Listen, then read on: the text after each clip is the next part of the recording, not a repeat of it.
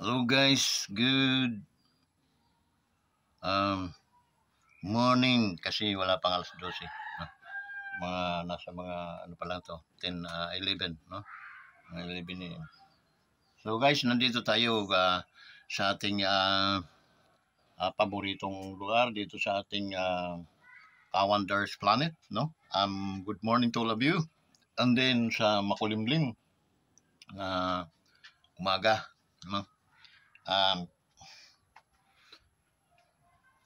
Kumusta? Shout out sa ating mga OFWs that scattered around the world. Ating mga solid ka-wanderers, good morning to all of you. Shout out sa inyong lahat. Okay? Ang ating mga kaibigan dito sa bayan ng Pilipinas. Ang bayan na pinagpala. Dito naman sa ating mga kamag-anak, no? Mga kaibigan natin dyan sa Samar, sa Basay, sa Marabot, no? Good morning. Shout out sa inyong lahat, mga Samarnon. Okay? Hoping na hindi naman nyo ako bibiguin kasi wala naman bayad yun pag subscribe, no? And then likes and share para at least maraming makapanood at makadagdag sa ating views. Okay? Actually, kailangan namin yun sa mga content creator na katulad ko na kumahog bago. Kailangan namin ng inyong mga likes and then comment. Okay? And then, lalo na pag nag-subscribe po kayo. Okay, dubli-dubli, miga-miga pasalamat yun. Okay guys, huwag na tayong magpatumpik-tumpik pa na napakaraming topic na dapat nating talakayin sa umagang ito. Okay, kahapon nag-start ang camera, no? Ang ating mga senador, no? Para at least balagkasin nila ang impeachment sa ating Vice President. Okay, sila ay nagdebate, no? At alam naman natin na it is wasting money, wasting time itong mga natin gumagastos, malaking gastos niyan, no? Pang mga ganyan na hindi naman yan ang impeachment, hindi yan makakaano sa sikmura ng mga Pilipino, sa ating mga mamayang Pilipino. Kadalasan ginagamit sila ng mga kalaban ng gobyerno. Okay? Tulad tong mga, alam nyo guys, bigyan ko kayo ng point of view. Itong mga ito na tat na tanggalin nila o ma-impeach si Sara para unang-una hindi na yan makakatakbo bilang presidente sa 2028. Okay? Yan ang isang point of view doon, no? Na hindi na pwedeng makatakbo oras na na-impeach ito si Inday, okay? Ating Vice President. So, sinong makikinabang yan? Ring mga bangag na presidente, no? Itong butod na Senate President din. Okay? Sino-sino ang mga ito? Mga Romualdez yan kasi wala namang pag-asa yan sa bansang Pilipinas. Sa totoo lang, to be honest, no? Kung yung matapang magsalita na wala naman talagang magtitiwala dyan sa mga yan. Even this Marcos na ito, pinakalas Marcos na ito na pinagbigyan ng mga dahil nga sa mga Duterte. At anong ginawa niya sa mga Duterte? Binalasubas niya mga Duterte. Okay? So, kikis na yan. Okay? So, pangalawa, magiginabang nito, itong mga NPA, itong makakaliwa, na halos ito'y mapulbos na. Okay? Kaya ganun ang mga galit nito sa mga Duterte. Kasi alam nila na yung 150 o 20 million na inaakusa nila kay Vice President, no? Alam nila kung saan ginastos ng Vice President yon nang siya ay nasa DepEd pa, no? Kasi maraming mga nagre-recruit sa mga school. Kaya kailangan talagang trabahuin. Ang pagtrabaho, kaakibat doon ang bayad. Kaakibat doon yung pera na siyang Kaya tinawag na confidential yung mga magagaling na abogado diyan, no? Kaya tinawag na confidential ay hindi po pwedeng iladlad. Okay? Nag-aaral kayo ng abogasiya. Okay? Versus experience. Pero magbabasa din tayo ng batas. Okay? Tingnan natin sinong paglulugain sa atin. Okay? Kahit yung ginawa ng gobyernong ito kay Pangulong yung ex-President Duterte, debatable yun. Dapat yung may nanagot. Anong ginawa nitong mga ungas na mga abogado? Okay? Itong mga nagpatalitalinuhan andyan sa mga UP-UP na yan, nung saan-saan mga sikat-sikat na mga universidad. Okay? Ay yung manipula o daya nung budget natin sa 2025.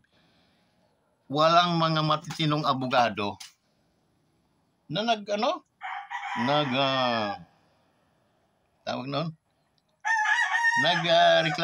no? Ang mga abogado diyan sa UP nga, teka mo na, may kasalanan kayo, no? Kasi labag sa batas yan, ginawa niyo, no? Pag ng budget, tinarantado niyo yung budget, mga blanco-blanco. Okay? Pero wala. Ano bang talaga ang mga napag-aralan niyo? Puro kalokohan o hindi kayo para sa mga patas o para sa kabutihan ng ating mamayan? Okay? Kasi lahat ng mga interesadong mapatalsik o ma-impeach si Vice President Sara Duterte, it because there is something personal agendas. May mga kanya-kanyang agendas. Kaya yan si Martin Bagulba, anong tawag niya? Ganyan na lang, pag kumilos, gamit ang pera ng bayan, it because he knows that bilang na ang kanilang mga araw for a matter of 6 years. It is very shortened. And after that, rehas. Habulin talaga kayo. Sa totoo lang, to be honest. Okay? I am not a lawyer, but very beyond my thoughts, my mind, my brain is very beyond to those mga lawyer na inyong mga pinagsasabi dyan. No? Twist kahit, I don't know, kung alam talaga nila yung batas o mamaang-maangan lang. They wanted to twist the real meaning of this, Kasi gagawa sila ng sarili nilang opinion. Na very beyond doon sa mga sa totoong agenda ng batas. No? Pangatlo na gustong mag-ano niyan, itong mga makabayan bulok. Sige mo siya. Sila yung mga nagsasampa ng petition o kay Vice President. Alam bakit? Because they know malapit na rin silang humimas ng rihas. Okay? Hindi titigilan ni Inday yan ng Vice President. Dahil alam na ng Vice kung sino-sino yung mga dapat tugisin na nandyan din sa ating gobyerno. Okay? So, ganun yun sila. Kasi kung hindi yan mga baka pairalin nila talaga yung mga tunay nilang mga puso at makatao. Hindi yun mag-react ng mga ganyan. Okay? Lalo sa mga Duterte. Okay?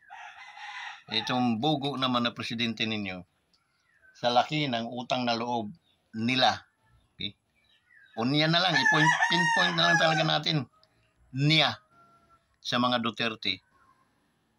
Kabulastugan pa ang kanyang ibinalik sa mga Duterte. Oh my God. What you sow, you reap. Tandaan mo yan.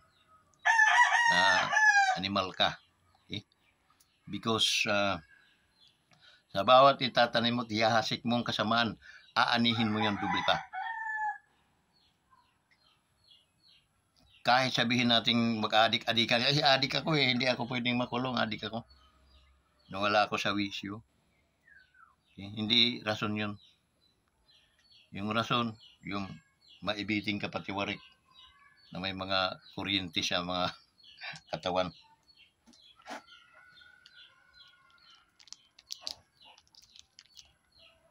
Yun.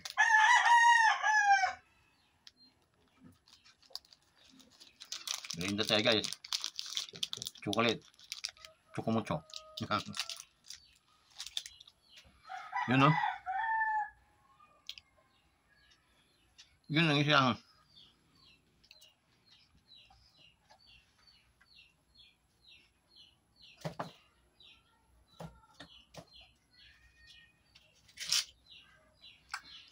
apat natin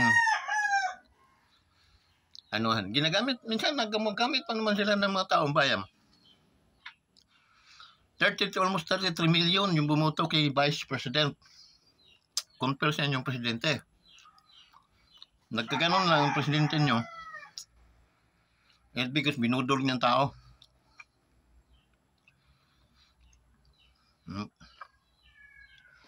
Kunwari, tatanaw siya ng utang na loob ng mga Duterte. Kaya binoto. Pero,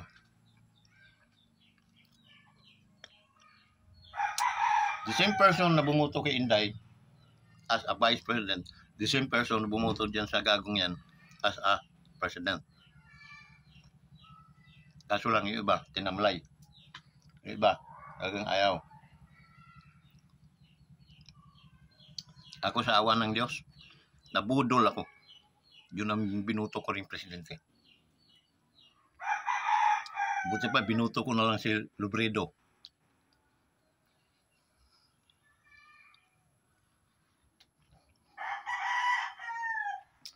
Kahit lutang yun, mas lutang naman pala ito si Makoy.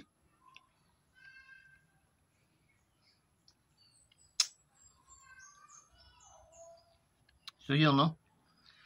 Huwag niyong gagamitin yung salitang taong bayan. Because napakarami namin na hindi naniniwala na dapat i-impeach yan. At magkakaso yan si Vice President. Wala pong kaso. Supposed to be dapat ombudsman ang humabol niyan. Dinimanda niyo sa Sandigang Bayan. Ombudsman. Yun dapat. Ikaso, wala nga kayong resibo. Wala kayong katibayan. Purong ngala-ngala lang ginagamit nyo. At ito namang inyong financier, panahimok. O itong pera. Ano kayo? Pumirma kayo. Okay?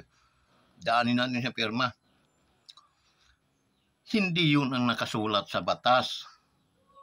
Okay? Kung mayroong mga resibo, mayroong katibayan, kami mismo babaligtad. Kami mismo. Dudubagin namin yung Vice President. Ngunit, dugong Duterte yun. Mga taong matitino. Mga taong mayroong totoo pagmamahal sa taong bayan. Hindi katulad sa mga nguso lang, mga putang ina kayo.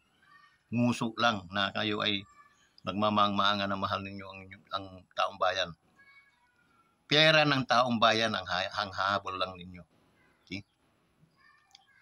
That's the reason why you wanted to na ma-impeach ito si Inday dahil balakid ito sa lahat ng mga tarantado dito sa Pilipinas. 2028 tiyak mananalo ito si Inday na presidente. Yari kayo. Yari kayo. At ang Pangulong Duterte, ang kanyang advisor, parang si Pangulong Duterte pa rin ang presidente noon. Yari kayo. Todas kayong mga makakaliwa. Okay? Dahil kami, kahit hindi kami sulduhan, magmamasid. Okay? Hanapin namin kayo kahit sang lubalop sa kabundukan.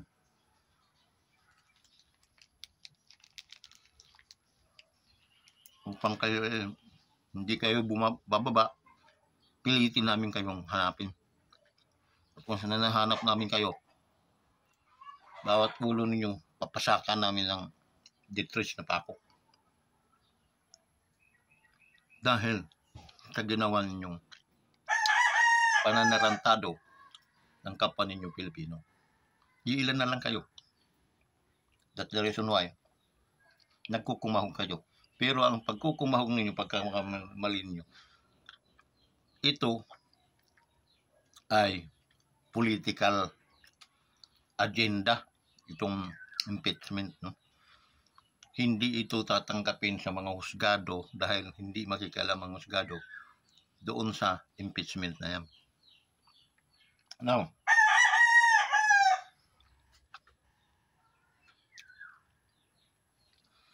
napagkasunduan natin na ibalik, no, sa Congress yung petition ng impeachment, no? Tataka kayo, bakit? Kasi yung mga taong matitino, matatalino, hindi po yan naniniwala ang mayroong pagkakamali ang Vice President. That's the reason why, to avoid wasting time and wasting money, effort, balik na natin yan. Okay? Sila na magkumahog, mag-ano-ano dyan. Mamadali, wala namang ebidensya yun. Kahit saan ang hukom nidalhin yun, hindi impeachable yung tina-charge niyo sa ano. Kayo nga, ilang taon na kayong mga congressman, representative.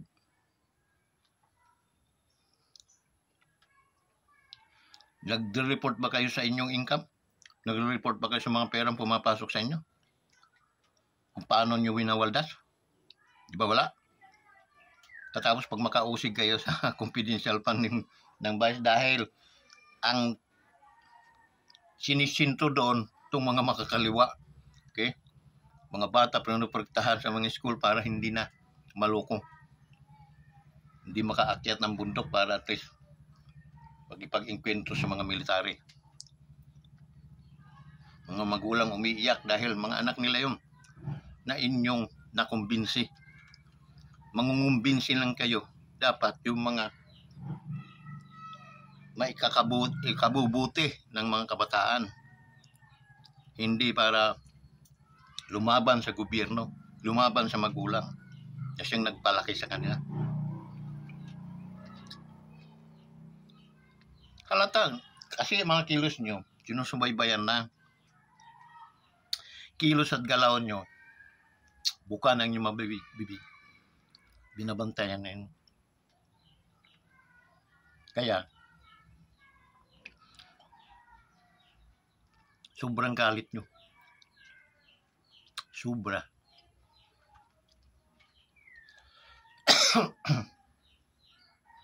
Pero yung paman, hindi po kayo mananaig. Ang kabutihan, ang siyang nagwawagi, hindi ang kasamaan. Lagay nyo sa inyong mga utak. Kayong mga makakaliwa na nakikinabang sa gobyerno, di ba kayo nahiya?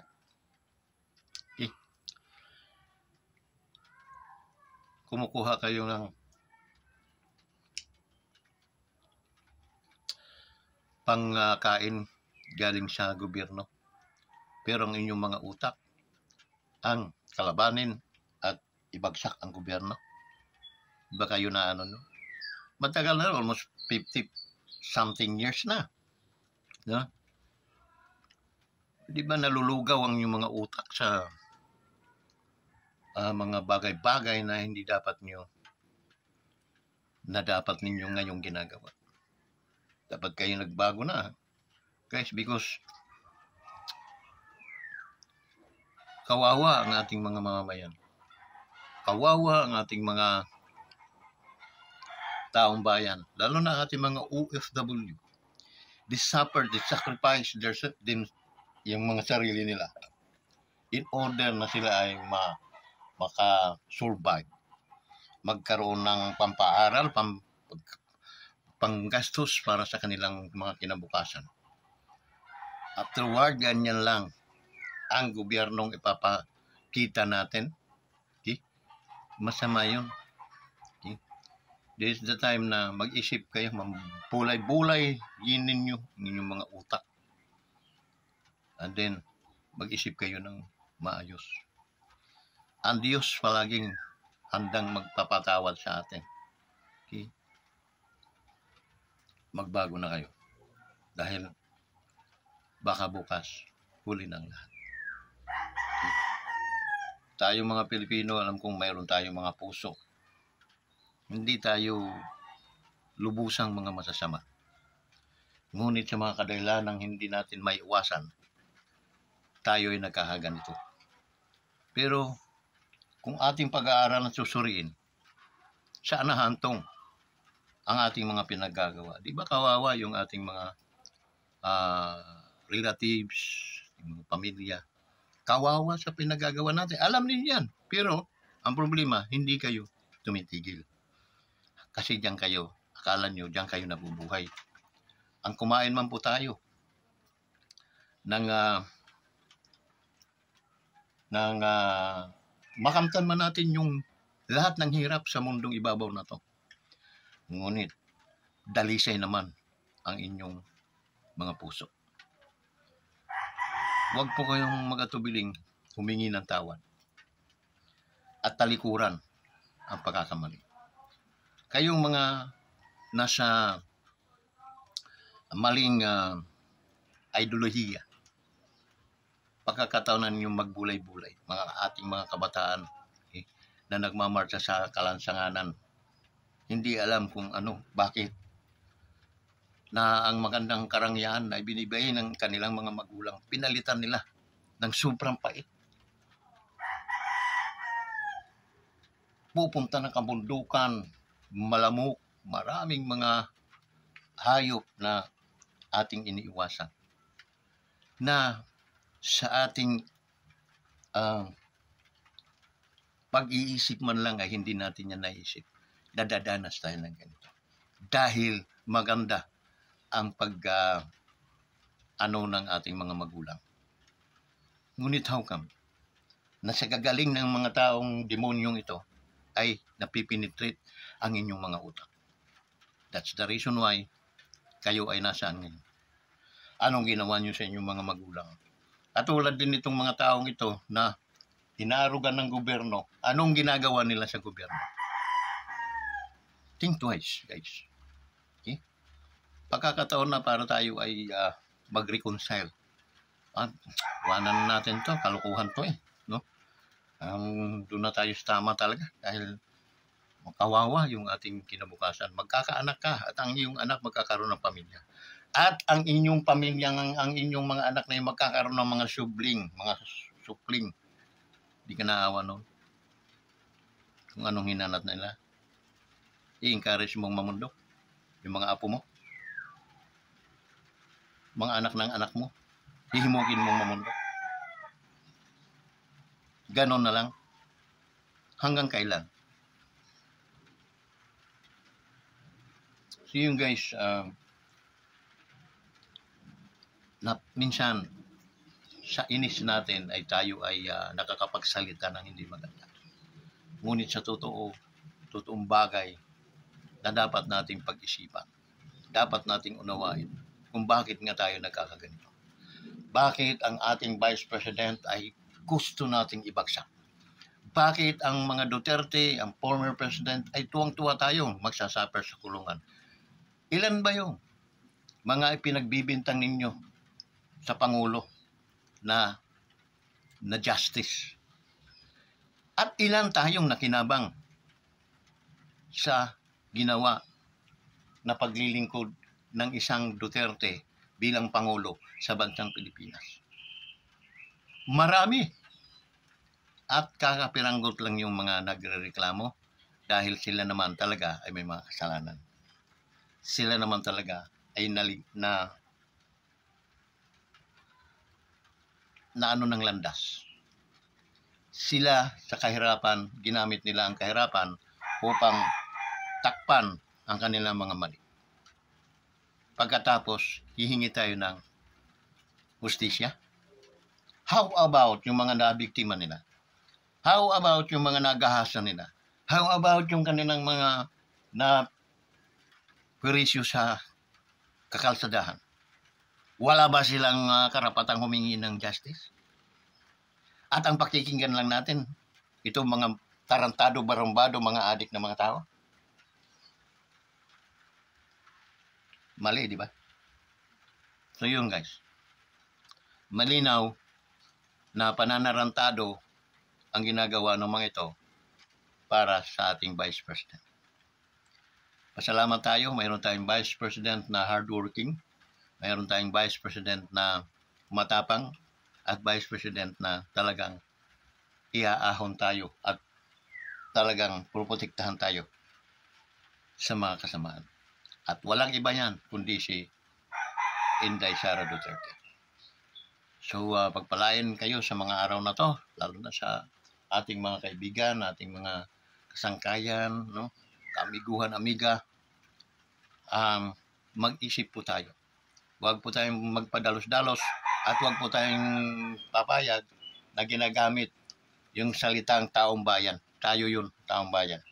We are the Filipino, the sovereign Filipino people. We have the right to choose what is good and bad, no? So, yun ang anuhin natin. Kung ano ang tama, yun ang ating suportahan. Wala pong kasalanan ang Vice President natin dahil ang kinacharge sa kanya, ang binabato sa kanya o ikinakaso sa kanya ay ang confidential fund na yan. At pag sinabing confidential sa mga taong hindi nag-aral, sa mga taong hindi nakakaunawa, ang confidential po ay tago. Tago. Hindi pwedeng ipagsabi. Hindi pwedeng iladlad. Ano ang naging kasalanan ng Vice President? Think about it. So hanggang dito na lang. Maraming salamat sa inyong lahat. Patnubayan at suportahan ang tama. Doon po tayo. Magandang tanghali sa inyong lahat.